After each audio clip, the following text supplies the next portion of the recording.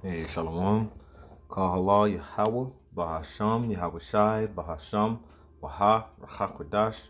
Double honors to the apostles of Great Millstone. Peace and blessings to Yakim pushing his word and truth and sincerity throughout the four corners of the earth. This is Amathia from GMS Dallas. And what I wanted to go into today is how we see in the times we're in that the Lord is getting ready to come and return into the earth. All right. And now we prophesying, but we knowing this gospel that we preach is ultimately going to result into the gospel of peace. All right, the gospel that we're preaching, all right, it's like the scripture is a Bible full of mourning, lamentation, and woe. But to get through that, we're getting to the time where it's going to be a time in the kingdom, which is going to be peace. All right. Tranquility, love, and true righteousness. And that's a beautiful thing. This is when the Lord is going to set up and close in all the bridges, set up, and the temple that we're spiritually building is going to result in the ultimate kingdom that's going to last forever and ever.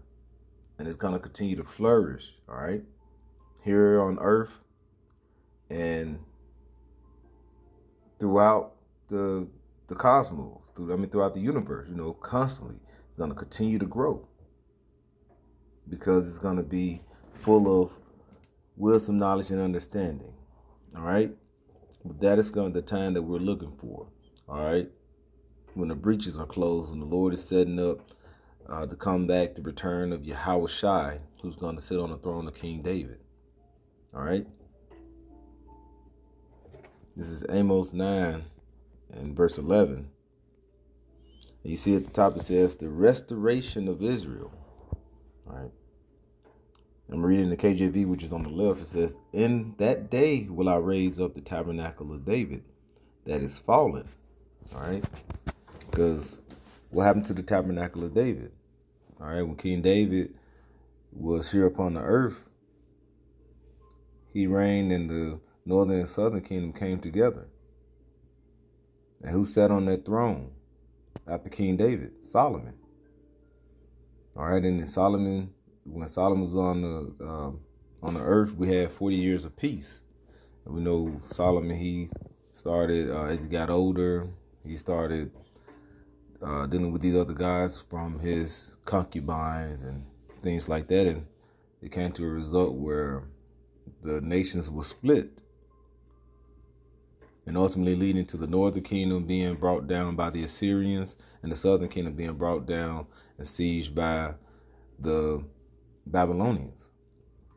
But this is now becoming to the time where he said he's going to raise that back up, the tabernacle of King David, which is fallen. So all these years from the time of King David and King Solomon, that we have not been together. We've been broken down as the people. We've been split up. The other nations have continued that by banding together to cut us off from being a nation, as it says in Psalms 83. But the Lord says He's gonna raise up the tabernacle of David that is fallen, and close up the breaches thereof. All right, He's gonna, as it says in here in the NLT, He's gonna repair the damaged walls. So it's gonna be a build. He's gonna rebuild it, and we're seeing that now, right? This is the start of it. When you realize who you are as being the nation of Israel, you realize who your power is, who is God, which His name is Yahweh, which is who the word ignorantly calls God, which is the Most High. And then you have Yahweh Shai, who the word ignorantly calls Jesus. That's the start, and then you build from there. All right, you become part of one of the bricks within this spiritual temple. The Lord is raising it up. It says, I will raise up his ruins and I will build it as in the old days of old. All right. So the Lord is building that up.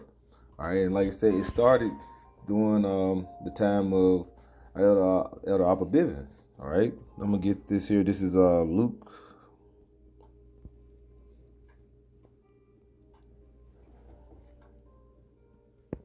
13 and 35.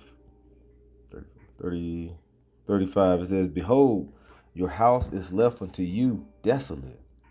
And verily I say unto you, ye shall not see me until the time come when ye shall say, blessed is he that cometh in the name of the Lord. All right. And ain't that what John did? John the Baptist? He was like, blessed is he that's coming, whose shoes I'm not worthy to lace, roughly paraphrasing. And then we had Abba Bivens, all right, who fulfilled this prophecy. And that was the beginning of what we see in today, that restoration. Blessed is he that come into the name of the Lord. Now we know the name of the Lord. All right. This is back upon the earth. And now the name is being spread throughout the four corners of the earth. The true name. All right. Like IUIC, they don't want to give the people the name, or they say, okay, we know the name, but why we got to go into the Hebrew? All right. But when you say the name and say the true biblical name, it has power in that name.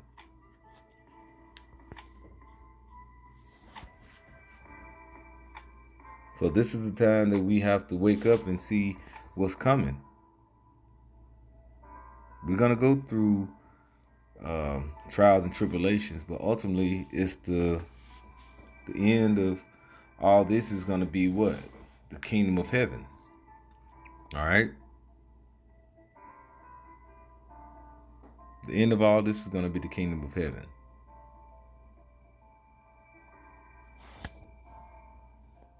Verse 12, Amos 9 to 12, it says that they may possess the remnant of Edom and of all the heathen which are called by my name. Okay. Says the Lord that doeth this. So he said it's going to possess. Now, if you go into that word possess, what that goes into here? Because you say, this is my possessions, all right? It is your wash, your wash, all right? To seize, dispossess, take, all right? And then the Lord said he was going to take the kingdom, huh? So, and whose kingdom is it? The earth was given to the hands of the wicked. All right, he covered the faces of the judges thereof. All right, if not, where and who is he? That is Esau Edom, the so-called white man, the son of perdition. All right. And in our Tuesday night sit down, our beloved Elder Yashawamba, like you said, we went into Daniel 8. And they're going into how but the saints of the Most High shall possess the kingdom. The Lord is going to come back and take this from Esau Edom. And once he take it, what they're going to do, we're going to possess. We're going to have them as our possessions. What do you have when you possess something? You own it. All right. So we're going to own them. And you know what? Let me go ahead and get this here.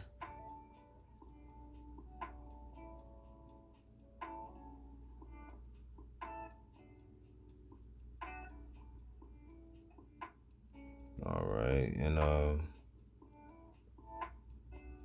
okay, you know what?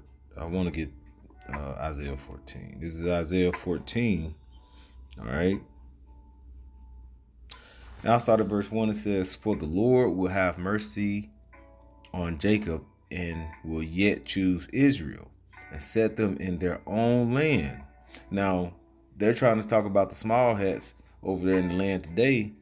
The Lord has set them in their land. They did that. All right. Those were the 1948ers. All right. Through the Balfour Declaration and all these things. And they came and they basically took over the kingdom without waiting upon the Lord. So that lets you know right there through prophecy, okay, that they're not the people. They own the world. All right. So the Lord said He's gonna set who? Choose Israel, yet choose Israel and set them in their own land. And this is a future prophecy. So He didn't say He's gonna yet choose everybody. As long as you believe in Jesus, He said He's gonna choose Israel.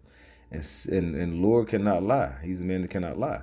And set them in their land, and strangers shall be joined unto them, and they shall cleave unto the house of Jacob. And that's going to the strangers, is going to what? The Israelites strangers. Okay? Those are the Israelite strangers. And those are the ones that's going to cleave unto them. Okay? Verse 2, it says, and the people shall take them and bring them to their place, and the house of Israel shall possess them. All right, now this is not going into the Israelite strangers. He said possess who? Possess them, the ones who what? Let's keep going. Them in the land of Yahweh, Bashim Yahushua, for servants and handmaids, and they shall take them captives, whose captives they were, and they shall and they shall rule over their oppressors. And look at this in the NLT. It says Israel will rule over its enemies. All right. And it said our enemies that made tumult over us. So who is this going into? He said that we're going to possess them. Now look at this. I mean, going back, Edom was our enemy. That they must, verse 12 again, Amos 9:12, that they must possess, that they may possess the remnant of Edom and all the heathen which are called by my name, says Yahweh Yahushua, that doeth this. All right. So this is going into the returning of the Lord, because He's going to bring us back into our land. Okay. And it's going to be a rulership that's going to reign, and we're going to take our captives, take the ones that had us captive. And when you think about who had us captive, look at this slavery. Look over here on the Western Hemisphere where we served our captivity. You so-called Black, Latinos, and Native Americans. All right. Look at that. Who was over us? Who was whipping our backs? All right. Who was raping our women? Who was buck breaking our men? Now, this is the squalor that Israel was supposed to be in, to show you back in who is the people of Israel. Not the ones that if you got to go get $1, get a loan, or all this. Ultimately, when you look at the top of that totem pole, you see a so-called small hat. We'll see a small hat. Okay? They rule everything. This is not what they supposed to be, the position that their overall group of or their nation will be in position. They're supposed to be in the lowly, but they're sitting above high. All right. Seems like the earth was given to them. And what did that say in Job 9:24? The earth was given to the hands of the wicked. The Lord gave it to them. But now they're trying to steal your identity. All right. This is the ultimate identity thief. But that's why we have to point these things out and let you know that it's going to be peace at the end of the tunnel. And it's going to be peace for the nation of Israel, the so-called Black, Latinos, and Native Americans. All right. One of my favorite scriptures. All right. This is, let me see, Isaiah 9 in verse 5. And this is going into the final woe. Okay. And then after that final woe, it's going to go into the coming of that peace that we're speaking about. All right. This is Isaiah 9:5. For every battle of the warrior is with confused noise, and garment rolled in blood. But this shall be with burning of fuel and fire. This third woe, this third world war is going to be with burning and fuel of fire. You're not going to have like you said, the garments rolled up in blood, a lot of which is going to be the main war. It's going to become, you're going to see cyber attacks. You're going to see blowing up of different type of factories, it's going to be a lot of things where they're going to look to take down major access of what they have, and ultimately it's going to be missiles that's going to be nukes that's going to be shot towards Babylon the Great for sure, and also around the world. It's not going to be Babylon the Great the only one getting hit. They're going to be shooting as well. All right. So it's going to be this time of burning a fuel of fire. And certain chemicals you can't put out with water. All right. Now this is verse 6. It says, for unto us. All right. Now this is after that burning the fuel of fire. What's going to happen next? For unto us. All right. And who is us? The nation of Israel. Okay. Because Yahweh Bashim Yahushua, what did he say? Yahweh said he's going to yet choose Israel. To Israel I've chosen. Okay. Unto us. All right. A child is born. So when Yahushua, who the word English calls Jesus, came upon the earth, it wasn't for him to redeem everyone. It was for him to bring back the nation of Israel into the Most High's grace, the Most High's blessing, because we went off so much. And even if you want to get more technical than that, he came back for the elect, because the elect is going to be the ones in these times that's going to attain this wisdom, knowledge, and understanding. So, but ultimately, all the nation of Israel is being brought back through Yahushua, because the 2/3 will come through the loins of the elect. All right, but it says unto us, for unto us a child is born, unto us a son is given, that the government shall be under his shoulder, be upon his shoulder, and his name shall be called Wonderful Counselor, the Mighty Power, the Everlasting Father, the Prince of Peace. Of the increase of his government and peace there shall be no end. Upon the throne of David, all right, and upon his kingdom, to order it and to establish it with judgment and with justice from henceforth, all right, even forever. The seal of Yahweh Shem Yahushua of hosts will perform this, all right. So the heavens army is going to come and bring things back in order. This is what we preach about. All right, we preaching to the meek and the brokenhearted, because this is music to our ears. This is the new song.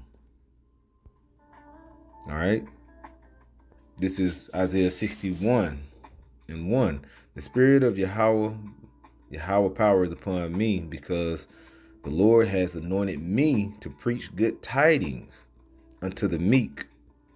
He has sent me to bind up the brokenhearted. Because we're broke. We're down. All right. We're mourning in here.